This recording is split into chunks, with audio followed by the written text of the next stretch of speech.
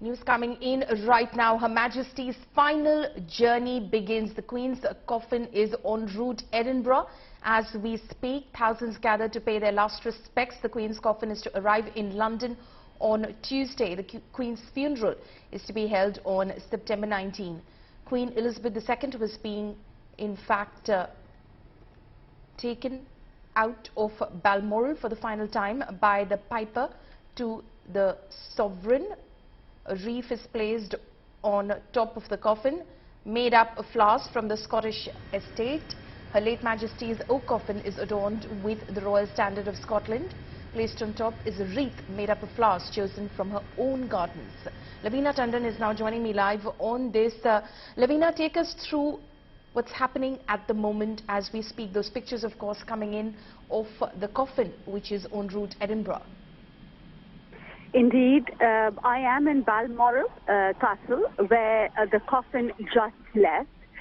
Just before, there's all sorts of ceremonies following, as we know, and traditions that wrap this country as well, or what is happening now and going 10 days forward. So 6 gamekeepers, or the guards, we can say, who are sturdy and have know the Scottish Highlands, were the one who picked up the coffin and put it very gently into the Koji, where her coffin was taken away. The coffin is made up of oak, and it's oak wood, real oak wood. It's quite heavy. These are the 6 people who have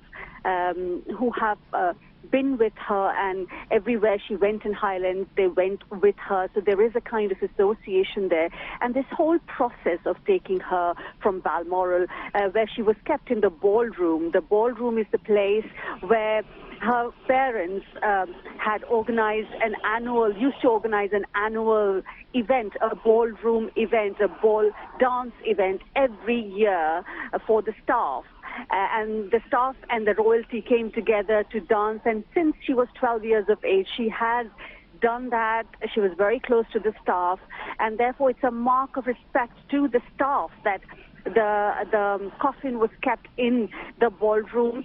And this is what is happening. Her coffin is going everywhere for people to say their final goodbyes, and for her to pass through and pay through every checkpoint for people and staff. This is the Queen of the people, who still in her death remains the Queen of the people. So the coffin has just passed. There were lots of people standing to say their final goodbyes in Balmoral.